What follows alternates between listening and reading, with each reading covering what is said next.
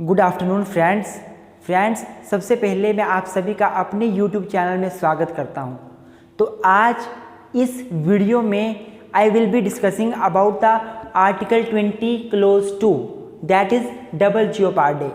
मेरे दोस्तों, पिछले वीडियो में मैंने आपको आर्टिकल 20 के क्लोज 1 के बारे में बताया था, जो एक्स पोस्ट फैक्टो लॉज से हमें बचाता है।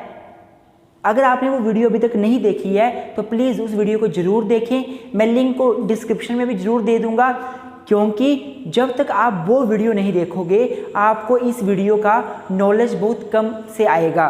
तो अगर आप चाहते हो कि अच्छे से आपको वीडियो समझ आए तो प्लीज़ उस वीडियो को ज़रूर देखें। मैंने उस वीडियो में आर्टिकल 20 का ओवरव्यू दिया है। आर्टिकल 20 में मेन पॉइंट्स क्या हैं वो सारे डिस्कस किए हैं। आज की इस वीडियो में आर्टिकल 20 क्लोज 2 को डिस्कस करेंगे। मेरे दोस्तों, आपकी मेमोरी रिफ्रेश करने के लिए मैं थोड़ा सा बता दूं कि हमने आर्टिकल 20 के क्लोज 1 में पढ़ा था कि आर्टिकल 20 का क्लोज हमें एक्स पोस्ट फैक्टो लॉज से बचाता है। अर्थात क्रिमिनल लॉ में अगर आज कोई कानून बनता है तो आज बनने के बाद आगे जो इंसिडेंट्स होंगे उन्हीं को वो कानून कवर करेगा और पीछे से जो इंसिडेंट होंगे उनको कवर नहीं करेगा। फॉर एग्जांपल, कानून मान लो 2020 को बनता है, मैं क्रिमिनल लॉ की बात कर रहा हूँ जिसमें पनिशमेंट मिलती है। कानून 2020 को बनता है तो ये 2020 के बाद जो आगे केसेस आएंगे उनको कवर करेगा। 2019, 18, 17 उन चीज़ों को कवर नहीं करेगा। और अगर कोई कानून ऐसा बन जाता है, अगर कोई कानून ऐसा बन जाता है जो हमें 2019 में बनने वाला कानून पीछे से ही रेगुलेट कर रहा हो, पीछे से इफेक्टिव में हो, रेट्रोस्पेक्टिव इफेक्ट उस कानून का हो क्रिमिनल लॉ में, तो ऐसे कानून से हमें आर्टिकल 20 का क्लोज 1 जो कि डबल जियोपार्डी जो कि एक्स पोस्ट फैक्टो की बात करता है उससे हमें बचाता है। यह हमने पिछली वीडियो में पढ़ा था। आज की इस वीडियो में will discuss about the article 20 clause 2 double jeopardy. Students, article 20 clause 2 का सिंपल सा साधारण सा मतलब क्या है कि अगर कोई एक व्यक्ति अपराध करता है और उस अपराध के लिए उसके ऊपर कोर्ट में केस चलाया जाता है और उसको सजा हो जाती है, तो उसी सेम अपराध के लिए, उसी सेम ऑफेंस के लिए उसको दोबारा से अगेन प्रोसिक्यूट नहीं किया जा सकता एंड उसको उसके लिए सजा नहीं मिलेगी। क्या बोलता है आर्टिकल 20 का clause 1? No person shall be prosecuted, no person shall be prosecuted and punished for the same offense more than once, more than once. No person shall be prosecuted and punished for the same offense more than once. किसी भी व्यक्ति को एक offence के लिए, same offence के लिए एक बार से ज़्यादा प्रोसिक्यूट नहीं किया जा सकता तथा उसको पनिशमेंट नहीं मिल सकती। ये हमारा आर्टिकल 20 का क्लोज 2 बोलता है। अर्थात आर्टिकल 20 का क्लोज हमें डबल जियोपार्डी से बचाता है। Article 20 clause 2 protects us against double jeopardy. Double मतलब दोबारा, जियोपार्डी मतलब जोखिम, जियोपार्डी का मतलब होता है जोखिम। तो हमें डबल जियोपार्डी से आर्टिकल 20 का क्लोज 2 बचाता है। स्टूडेंट्स, अगर मैं बात करूं आर्टिकल 20 के क्लोज 2 की, तो it is based on common law maxim नैमो डिबेट बिस बेक्सारी।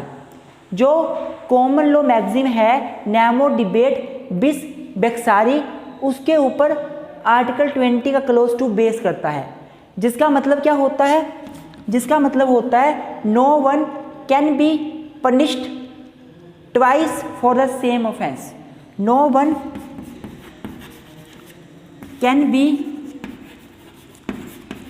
punished twice for the same offense। Article 20 का क्लोज 2 जो डबल जियोपार्डी के ऊपर से डील करता है, ये बेस करता है कॉमन लॉ मैगजीम के ऊपर, जो कि नैमो डिबेट बिस बेक्सारी है, जिसका मतलब है no one can be punished twice for the same offence, और no one can be put in peril twice for the same offence. आप इसको यही बोल सकते हो, no one can be put into peril, peril मतलब संकट, जोखिम, पनिशमेंट।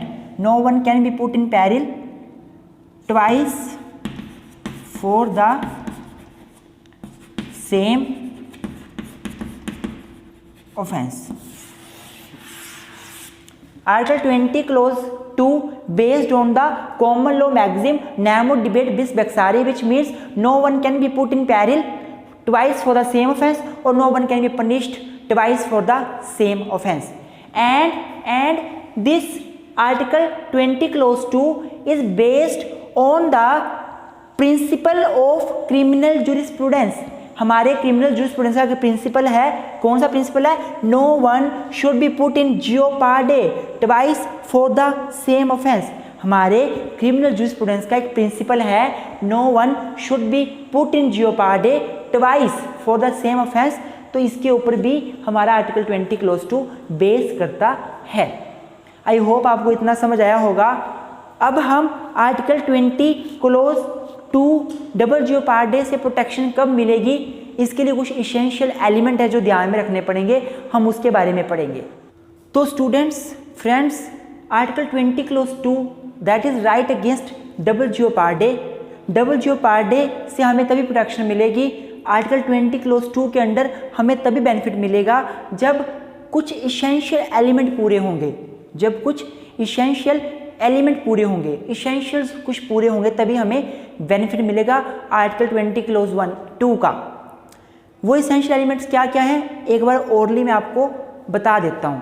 पहला इसेंशियल एलिमेंट है कि कोई एक पर्सन किसी ऑफेंस का एक्यूज्ड होना चाहिए। A person must B N accused of an offence.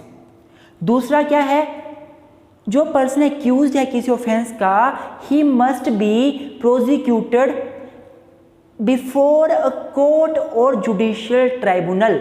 जो बंदा एक्यूज है किसी ऑफेंस का, वो किसी कोर्ट के सामने उसका केस चलना चाहिए, किसी जुडिशियल ट्राइब्यूनल के सामने उसका केस चलना चाहिए। और तीसरा क्या है, the person who has been prosecuted before the court और judicial tribunal must be punished for the offence.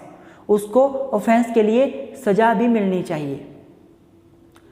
और अगला क्या है कि एक पर्सन के ऊपर जिसको, जो पहले किसी ऑफेंस का एक्यूज था, उसके ऊपर केस चला, उसको सजा मिली, उस व्यक्ति को दोबारा से केस, कोर्ट में केस उसका चलना चाहिए। He must be prosecuted twice और for second time before the court और जुडिशियल ट्राइब्यूनल। और लास्ट फिफ्थ क्या है, पहले जो केस चला था और अब दूसरी बार जो केस चला है, ये दोनों सेम ऑफेंस से रिलेटेड होने चाहिए। दोनों जो प्रोसिक्यूशन चले, दोनों जो केस चले, वो दोनों एक ही ऑफेंस से डील करते हो, दो अलग अलग ऑफेंस के केस नहीं होने चाहिए। ये हमारे पास 5 इसेंशियल एलिमेंट्स हैं डबल जियोपार्डी का बेनिफिट लेने के लिए। एक करके इन सभी इसेंशियल एलिमेंट्स को पढ़ना शुरू करते हैं। सबसे पहला इसेंशियल एलिमेंट है, person must B accused of an offence. सबसे पहले एक व्यक्ति किसी ऑफेंस का एक्यूज्ड होना चाहिए। अगर वो आर्टिकल 20 क्लोज 2 का बेनिफिट लेना चाहता है, तो सबसे पहले वो किसी ऑफेंस का एक्यूज्ड होना चाहिए। अर्थात आर्टिकल 20 क्लोज 2 का बेनिफिट वही ले सकता है जो एक्यूज्ड पर्सन है, किसी ऑफेंस का अपराधी है। जो नॉर्मल सिटीजन है उसके लिए आर्टिकल 20 क्लोज 2 नहीं बना है, उसके लिए बना है जो किसी ऑफेंस का पहले एक्यूज्ड हो। ऑफेंस का मतलब क्या होता है, हमारा जो जर्नल क्लोज एक्ट है, एक जर्नल क्लोज एक्ट है हमारा, उस एक्ट का सेक्शन 26 जो है वो डिफाइन करता है ऑफेंस को, कि ऑफेंस का मतलब क्या होता है। इस 26 सेक्शन के अनुसार ऑफेंस मीन्स एन एक्ट और omission. Offence means an act और ओमिशन। ऑफेंस का मतलब है या तो कोई एक्ट करना या तो कोई ओमिशन करना। एक्ट का मतलब क्या होता है कि कानून आपको बोलता है आपने नहीं करना है, फिर भी आप कुछ करते हो, वो होता है एक्ट। और ओमिशन क्या होता है, कानून आपको बोलता है आपने करना है पर आप फिर भी नहीं करते। फॉर एग्जाम्पल, कानून आपको बोलता है आपने किसी के घर में चोरी नहीं करनी और आप करते हो, ये एक्ट हुआ। कानून आपको बोलता है आपने किसी को मर्डर नहीं करना किसी का, आप करते हो, ये एक्ट हुआ। कानून बोलता है आपने किसी लड़की को छेड़ना नहीं है और आप छेड़ देते हो, ये एक्ट हुआ। और ओमिशन क्या हुआ, कानून बोलता है आप करो पर आप नहीं करते हो। कानून आपको बोलता है कि आप हेलमेट पहनकर बाइक चलाओ और आप नहीं चलाते हो, ये आप ओमिशन कर रहे हो।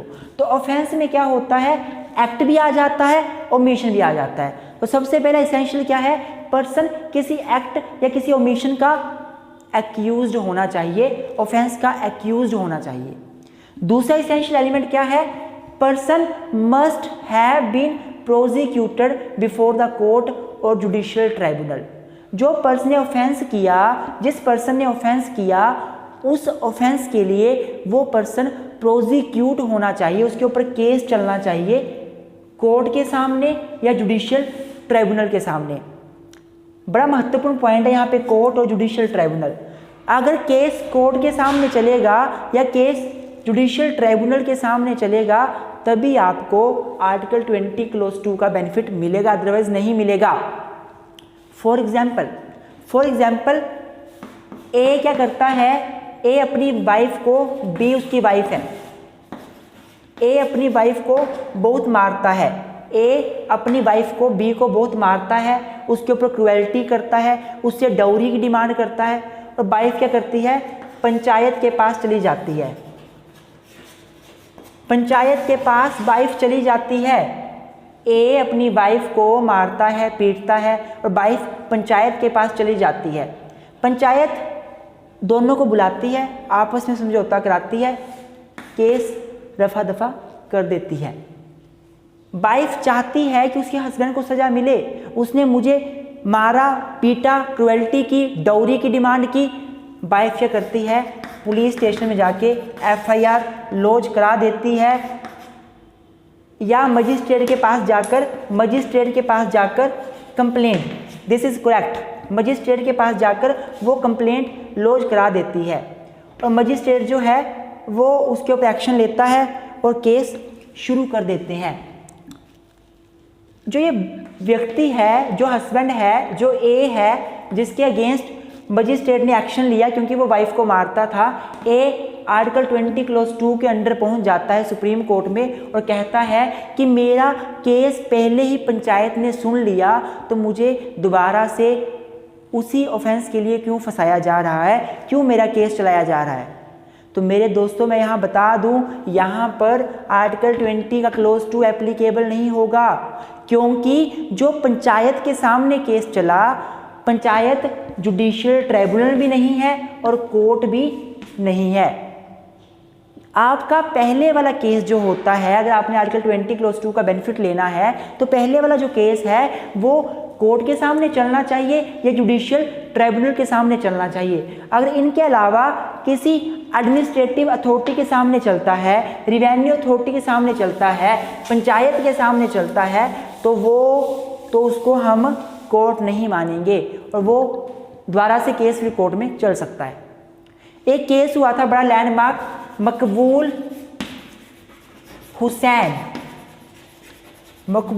Hussain versus state of Bombay. Maqbool Hussain versus state of Bombay 1953 का सुप्रीम कोर्ट का केस है। इस केस में क्या हुआ, एक व्यक्ति मकबूल हुसैन था जो इस केस में अपीलेंट है, सुप्रीम कोर्ट में अपील गई थी। जो मकबूल हुसैन थे वो फॉरेन कंट्री से इंडिया में आ रहे थे, इंडिया के सिटीजन थे, फॉरेन कंट्री में गए थे और फॉरेन कंट्री से वापस इंडिया में आ रहे थे। जब ये वापस इंडिया में आ रहे थे तो इनके पास बहुत सारा सोना था और जैसे ही ये शिप से उतरे इनको कस्टम अथॉरिटीज़ ने चेकिंग करी और इनका जितना भी सोना था वो जब्त कर लिया under section 167 of custom act 1878। Custom act था 1878 का, उसके सेक्शन 167 के अंडर कस्टम अथॉरिटीज़ ने इसका सारा का सारा सोना क्या कर लिया, जब्त कर लिया और इसको घर भेज दिया। बाद में क्या हुआ, बाद में इसके ऊपर फॉरेन एक्सचेंज मैनेजमेंट एक्ट 1947 जो फेमा था, फॉरेन एक्सचेंज फेरा फॉरेन एक्सचेंज रेगुलेशन एक्ट था पहले ये, फॉरेन एक्सचेंज रेगुलेशन एक्ट जो था, फॉरेन एक्सचेंज रेगुलेशन एक्ट 1947 के अंडर इसके ऊपर केस चला कोर्ट में। किसके ऑफेंस में, किस ऑफेंस में कि इसने, इस मकबूल हुसैन ने फॉरेन एक्सचेंज रेगुलेशन एक्ट का वायलेशन किया है, सोना लाकर इस एक्ट का वायलेशन किया है विदाउट परमिशन। मकबूल हुसैन हमारे supreme court, honourable supreme court में पहुंच जाते हैं और कहते हैं कि मुझे पहले ही इसके लिए सज़ा मिल चुकी है, जो कस्टम अथॉरिटीज़ थी उन्होंने मुझे पहले ही मेरा केस सुन लिया है, मेरा सोना जब्त कर लिया है, मुझे सज़ा मिल गई है, तो दोबारा से मेरा केस कोर्ट में क्यों चलाया जा रहा है। लेकिन मेरे दोस्तों, ऑनरेबल सुप्रीम कोर्ट ने कहा कि आर्टिकल 20 क्लोज 2 जो कि डबल जियोपार्डी की बात करता है कि दोबारा से आपको सज़ा नहीं मिलेगी, इसकी बात करता है, वो तभी एप्लीकेबल होगा जब आपका पहले वाला केस जो है वो या तो कोर्ट में चला हो या जुडिशियल ट्रिब्यूनल में चला हो। अब जो कस्टम अथॉरिटीज़ थी वो कोर्ट भी नहीं थी, वो जुडिशियल ट्राइब्यूनल भी नहीं थी, तो आपका ये जो केस चला है जो आपके ऊपर कोर्ट के सामने फेरा के अंडर, वो आपका पहला केस है, ये आपका पहला ही केस है। जो पहले वाला केस था वो तो कोर्ट के सामने था ही नहीं, तो वो डबल जियोपार्डी ये नहीं माना जाएगा, इस केस में ऐसा बोला गया था। हाँ जी, तो तीसरा जो इसेंशियल है एलिमेंट है, इसेंशियल एलिमेंट डबल जियोपार्डी का बेनिफिट लेने के लिए, वो ये है कि ये जो पर्सन है जो एक्यूज्ड ऑफ ऑफेंस है, जो किसी ऑफेंस का एक्यूज्ड है, जिसके ऊपर केस चल गया है कोर्ट में एक बार, the person must be punished for that offence before the court और जुडिशियल ट्राइब्यूनल। क्या लिखा हुआ है कि जिस पर्सन के ऊपर केस चला है, जो पर्सन किसी ऑफेंस का एक्यूज था, जिसको कोर्ट के सामने प्रोसिक्यूट किया गया, वो पर्सन मस्ट बी पनिश्ड, उसको पनिशमेंट भी मिलनी चाहिए for that offence before the court और ट्राइब्यूनल। तो एक व्यक्ति को जिसके ऊपर केस चला था कोर्ट के सामने, कोर्ट उसको पनिशमेंट भी दे, सज़ा भी दे। मेरे दोस्तों, यहाँ बहुत समझने वाली बात है, मैं आपको एग्जांपल देता हूँ। मान लो ए ने बी का मर्डर कर दिया, ए ने बी का मर्डर कर दिया। जो बी के घर वाले थे, जिसका मर्डर हुआ, उसके जो घर वाले थे वो पुलिस थाने गए और ए के अगेंस्ट FIR लॉन्च कर दी। ए के ऊपर आरोप था कि इसने बी का मर्डर किया है। इन्वेस्टिगेशन हुई, पुलिस ने इन्वेस्टिगेशन करी, इन्वेस्टिगेशन में ए के अगेंस्ट कोई सबूत नहीं मिले। पुलिस ने अपनी रिपोर्ट सबमिट करी मजिस्ट्रेट के पास सेक्शन 173 CRPC के अंडर। मजिस्ट्रेट जी ने क्या किया, केस को डिसमिस कर दिया कि ये केस तो बनता ही नहीं, जो एक्यूज्ड है उसके अगेंस्ट एविडेंस ही नहीं है, उसको रिहा कर दिया। कल को दोबारा से ए के अगेंस्ट केस फिर से चलना शुरू हुआ और बोला गया इसके अगेंस्ट CBI जांच करेगी, और ए पहुंच जाता है सुप्रीम कोर्ट के पास अंडर आर्टिकल 20 क्लोज 2 कि सुप्रीम कोर्ट जी, ऑनरेबल सुप्रीम कोर्ट जी, मेरा केस पहले चला था, मुझे एक्यूट कर दिया, मुझे निर्दोष करार कर दिया, फिर दोबारा से मेरा केस क्यों चल रहा है। सुप्रीम कोर्ट बोलेंगे कि नहीं, आपको डबल जियोपार्डी का बेनिफिट नहीं मिलेगा, क्योंकि पहले वाले केस में आपको पनिशमेंट नहीं हुई थी। पहले वाले जो केस आपको चला था उसमें आपको पनिशमेंट तो हुई ही नहीं। मतलब जिस व्यक्ति के ऊपर केस चला है, जो डबल जियोपार्डी का बेनिफिट लेना चाहता है, उसको पहले वाले ऑफेंस में पनिशमेंट भी मिलनी चाहिए। अगर वो एक्यूट हो जाता है, निर्दोष करार हो जाता है, डिस्चार्ज हो जाता है, उसे रिहा कर दिया जाता है और दोबारा से उस केस की फाइल खुल जाती है, तो वो आर्टिकल 20 क्लोज 2 का बेनिफिट नहीं ले सकता। 20 क्लोज 2 का बेनिफिट तभी लिया जा सकता है जब उस व्यक्ति को एक बार सजा मिल गई और दोबारा से उसके ऊपर केस चला हो। आई होप आपको ये समझ आ रहा होगा। यहाँ पे मैं आपको एक बात बताना चाहता हूँ कि हमारा जो ये प्रिंसिपल है नैमो डिबेट बिस बेक्सारी, जो हम फॉलो करते हैं इंग्लिश लॉ का प्रिंसिपल आर्टिकल 20 में, ये थोड़ा डिफरेंट है। अगर मैं अमेरिका की बात करूँ, अगर मैं ब्रिटेन की बात करूँ, अगर मैं इंग्लैंड की बात करूँ, अमेरिका की बात करूँ, तो वहाँ पर अगर एक व्यक्ति के अगेंस्ट केस चला, वो निर्दोष पाया गया, उसे सजा हो गई, वो डिस्चार्ज हो गया, कुछ भी हो जाए, एक बार केस चल गया कोर्ट में, दोबारा से केस नहीं चल सकता। अगर चलता है तो आर्टिकल 20 क्लोज 2 का सहारा लेकर, अगर केस चलता है, कहाँ पे, इंग्लैंड अमेरिका की बात कर रहा हूँ, अगर केस दोबारा से चलता है तो वो अपने कोर्ट में जाकर अपने राइट को प्रोटेक्ट कर सकता है, उसके ऊपर केस नहीं चल सकता दोबारा से। इंडिया में क्या है, अगर सजा मिली होगी और दोबारा से केस चला तो वो कोर्ट में जा सकता है, पर अगर सजा नहीं मिली पहली बार तो वो दोबारा से कोर्ट में नहीं जा सकता। अगर पहली बार उसको एक्यूट कर दिया, उसको निर्दोष घोषित कर दिया, तो वो कोर्ट में दोबारा से केस चल सकता है उसके अगेंस्ट, और अगर चलेगा तो वो कोर्ट में नहीं जा सकता। आर्टिकल 20 क्लोज 2 के अंडर सुप्रीम कोर्ट में नहीं जा सकता। आई होप आपको ये बात समझ आ रही होगी। हमने 3-4 इसेंशियल्स पढ़ लिए। 3 इसेंशियल पढ़े। सबसे पहला, एक पर्सन किसी ऑफेंस का एक्यूज्ड हो। दूसरा, उस पर्सन के ऊपर कोर्ट में या ट्रिब्यूनल में केस चला हो, जुडिशियल ट्रिब्यूनल में केस चला हो। तीसरा, उस केस में जो केस चला है उस व्यक्ति के अगेंस्ट, उस केस में उसको सजा हुई हो। और चौथा क्या है, he must prosecuted and punished for the second time।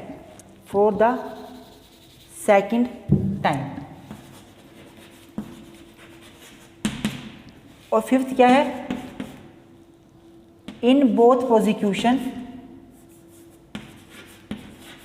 in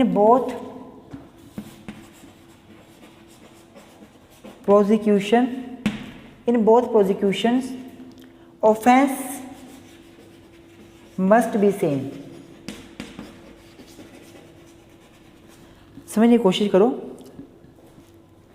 fourth essential है, उस व्यक्ति के ऊपर अब सेकंड टाइम केस चल रहा हो, उस व्यक्ति के ऊपर सेकंड टाइम केस चल रहा हो। और अगला क्या है, वो सेकंड टाइम केस चला वो उसी ऑफेंस के लिए हो जो ऑफेंस पहले उसने किया था, उसका केस पहले चला था। दोनों पॉइंट पे जो पहले केस चला था और अब जो सेकंड टाइम पे केस चल रहा है, दोनों ही बारी ऑफेंस एक ही होना चाहिए, सेम ऑफेंस होना चाहिए। अर्थात अगर किसी व्यक्ति को एक बार सजा मिल जाती है और दोबारा केस चलता ही नहीं, तो आर्टिकल 20 क्लोज 2 ऑपरेशन में आएगा ही नहीं, इसका कोई महत्व नहीं रहता है। अगर एक बार व्यक्ति को सजा मिली और दोबारा से कोई केस नहीं चला, तो आर्टिकल 20 क्लोज 2 तो ऑपरेशन में नहीं आएगा। और अगर उसे दोबारा से ऑफेंस के लिए प्रोसिक्यूट किया गया, तो वो ऑफेंस सेम होना चाहिए जो पहले था। अगर वो ऑफेंस अलग है तो आर्टिकल 20 क्लोज 2 का बेनिफिट नहीं मिलेगा। आर्टिकल 20 क्लोज 2 का बेनिफिट तभी मिलेगा जब ऑफेंस दोनों ही प्रोसिक्यूशन में सेम हो। अगर ऑफेंस सेम नहीं होगा दोनों प्रोसिक्यूशन में, तो बेनिफिट नहीं मिलेगा। इसमें एक बड़ा लैंडमार्क केस था, मैं वो केस का नाम बताता हूँ। Leo Roy Frey versus superintendent district jail.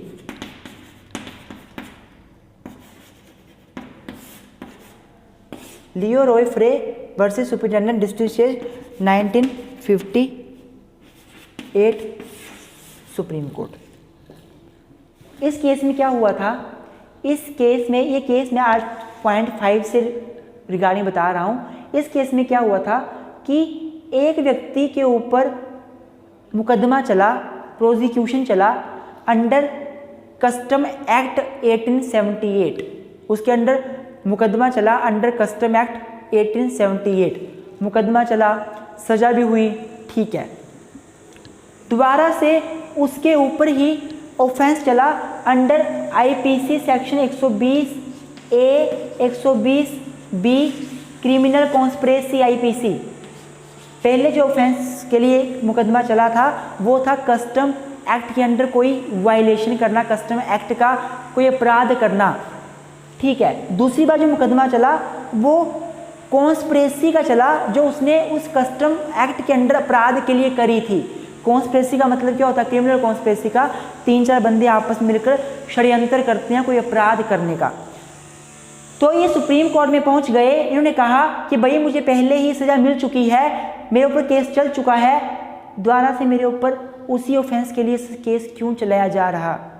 तो सुप्रीम कोर्ट ने कहा भाई ऑफेंस पीछे वाले केस में और इस वाले केस में सेम नहीं था। पहले जो ऑफेंस था वो था कस्टम एक्ट के अंडर कोई ऑफेंस जो आपने किया, और अब जो ऑफेंस है वो है क्रिमिनल कॉन्स्पिरेसी। क्रिमिनल कॉन्स्पिरेसी अलग ऑफेंस है और जो एक्ट कस्टम एक्ट के अंडर ऑफेंस आपने किया है वो अलग ऑफेंस है। उस ऑफेंस की क्रिमिनल कॉन्स्पिरेसी करना वो अलग से ऑफेंस है।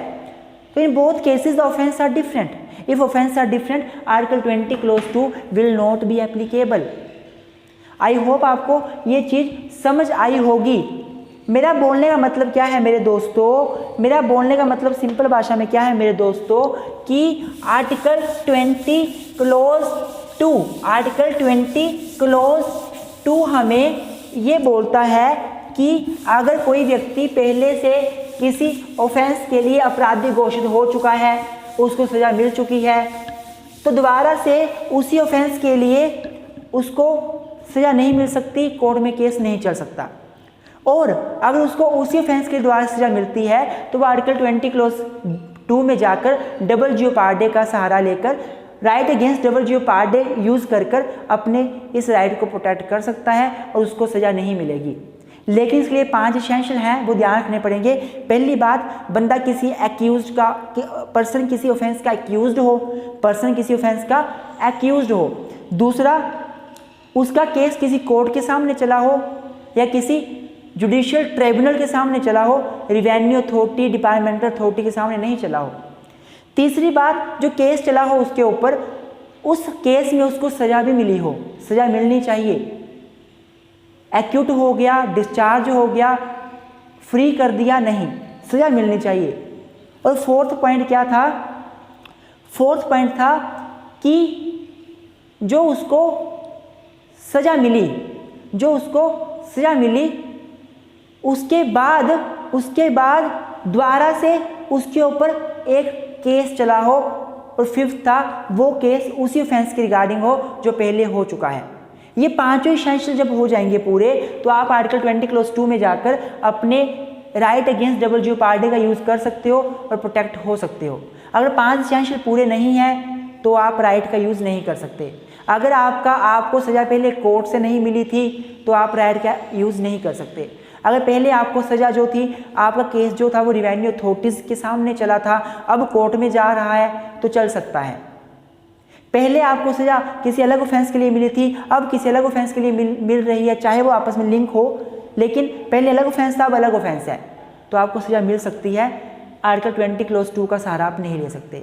आई होप आपको आर्टिकल 20 क्लॉज 2 अच्छे से समझ आ गया होगा, जो डबल जियोपार्डी से डील करता है। मेरे दोस्तों, अगर वीडियो पसंद आई हो लाइक ज़रूर करें, मेरे चैनल को सब्सक्राइब जरूर करें। We need your support. अपने दोस्तों के साथ मेरी वीडियोस को जरूर शेयर करें। ये वीडियो उन सभी के लिए हेल्पफुल है जो यूपीएससी में पॉलिटी की तैयारी कर रहे हो, एसएससी की तैयारी कर रहे हो, या किसी जुडिशियल एग्जाम की तैयारी कर रहे हो, एलएलबी, बीएलएलबी या किसी भी क्लास के बच्चे जो कॉन्स्टिट्यूशनल लॉ उनका सब्जेक्ट है, उन सभी को ये वीडियो बहुत हेल्पफुल है। Kindly share the video to more and more students so that they can also get benefit of this video. Thank you very much for giving me your time.